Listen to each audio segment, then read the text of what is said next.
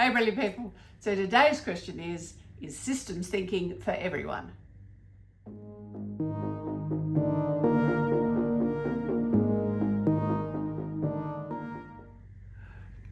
So with systems thinking,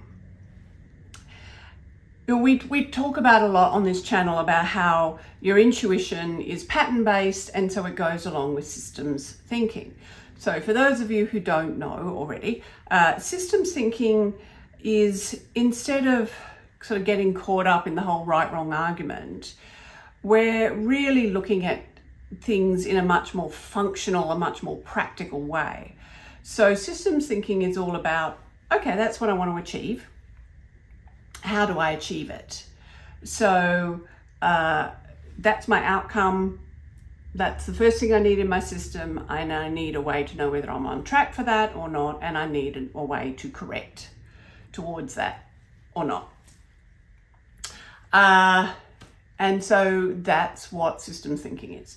And so with intuition, because intuition is so much tied up with helping us achieve our purpose in life, systems thinking and intuition go hand in hand.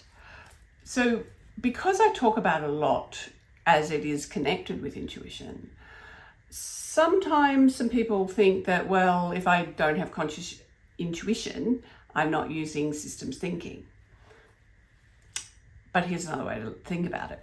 The truth is if there is anyone who is doing something consistently, and it could be a good thing, like there's someone who consistently produces excellent results at work, or someone who is consistently finding great opportunities, it definitely could be something positive like that. And those things definitely our intuition help with.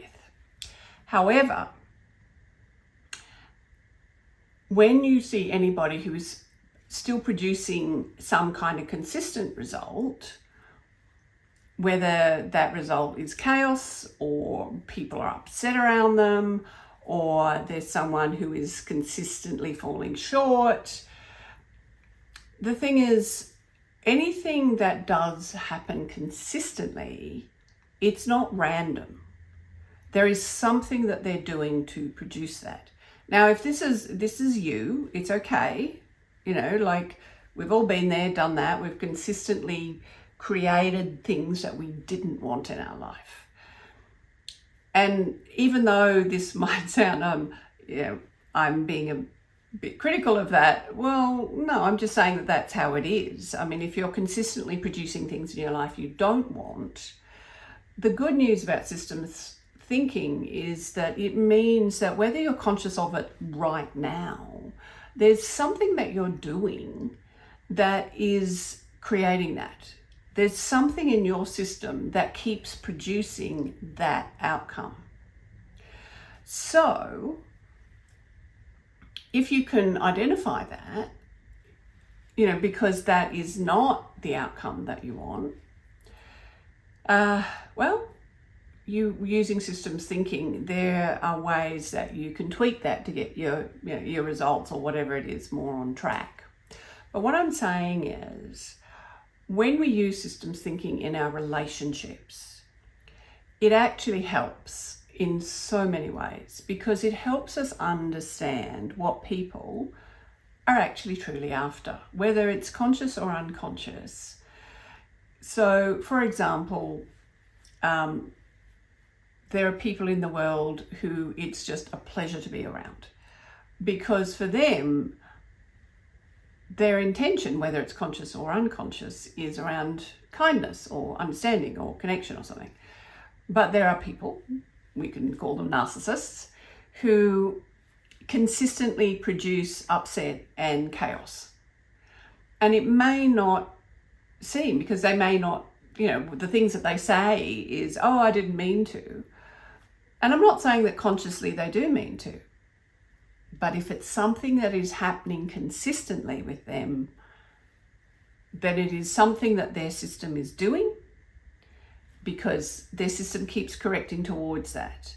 And you can check that, like, if there's someone who produces chaos around them and you're getting really good at producing stability or peace? Do they tend to get uncomfortable around that and then attempt to bring that back to chaos, for example? And, of course, if they choose to, they can change that. But as I said, if they choose to, because it takes work to change our systems. It is entirely possible to change our systems, but it does take work.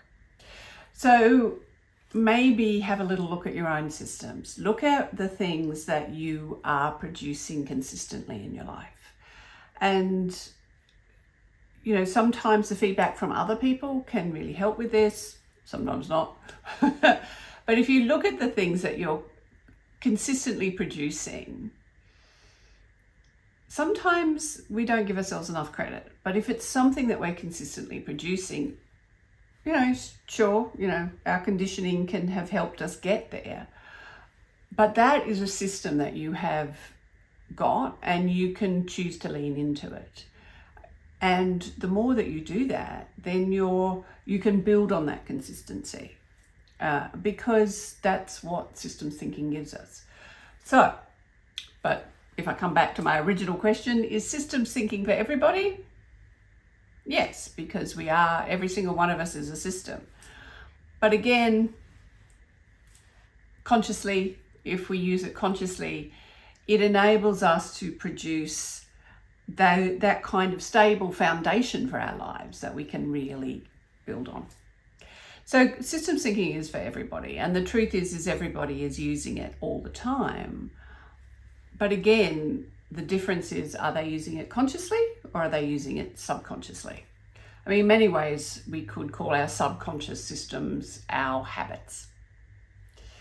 So there you are. Have a look at your system and what it is that you are consistently producing. Give yourself credit for that. And then choose to whether you want to lean into it or you want to tweak your systems for some other result so that you can be more brilliant.